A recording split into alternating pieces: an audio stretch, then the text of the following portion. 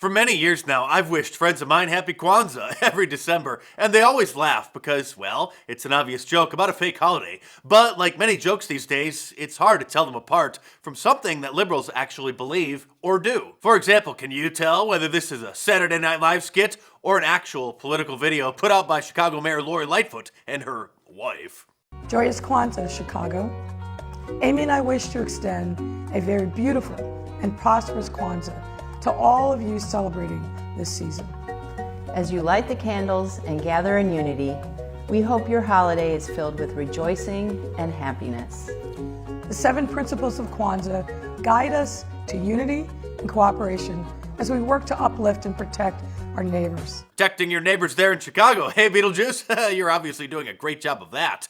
I would play more of the video because it goes on, but some of you might overdose from cringe. I'm actually not sure which is more cringe-inducing, that one or Kamala Harris's, where she tried to say with a straight face that celebrating Kwanzaa was one of her favorite childhood memories, even though she's not African-American. She's half Indian, half Jamaican. Well, there is zero evidence of her ever celebrating Kwanzaa. We do have family photos like this, showing her when she was perhaps in her early 20s, dressed in the traditional Indian gown, a sari. There was even speculation that she might wear one during her and old Joe's inauguration in order to celebrate her Indian heritage. Kwanzaa, in case you don't know, is a fake holiday created back in the 1960s by a violent black supremacist Marxist named Ronald Everett, who goes by Mulanda Karenga, who thought that Christmas was a holiday for white people. And as I'm sure you're aware, he culturally appropriated the Jewish menorah from Hanukkah and claims that it's an African symbol.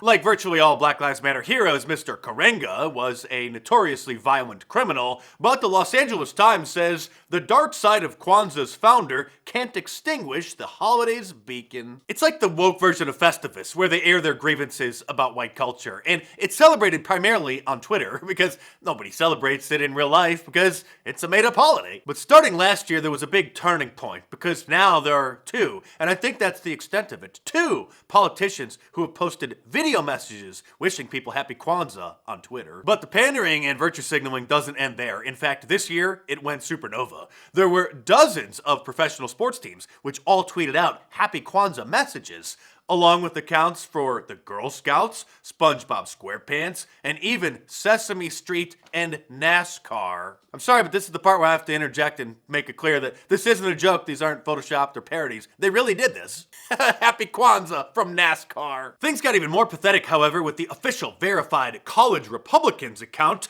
tweeting out a message along with the Ohio Republicans and several other cities' local GOP chapters. The Michigan Senate GOP, the Manhattan Republican Party, the Spokane County GOP, and the Westfield Republican Committee out of Westfield, New Jersey. Virtually every brand name Republican and most conservative commentators are afraid to mock this ridiculousness or dare to push back on it, except for one, at least that I know of, Marjorie Taylor Greene, who tweeted this in response to the ridiculous tweet by the College Republicans. Stop. It's a fake religion created by a psychopath. You aren't bringing in new voters. You are turning them away. People are tired of pandering and BS. I'm 100% certain that she's being called a racist for daring to criticize this made-up holiday, even though leftists attack and undermine every American and Christian holiday. Isn't there some actual African holiday that they can choose to celebrate their heritage? They already have Black History Month in February, a whole month.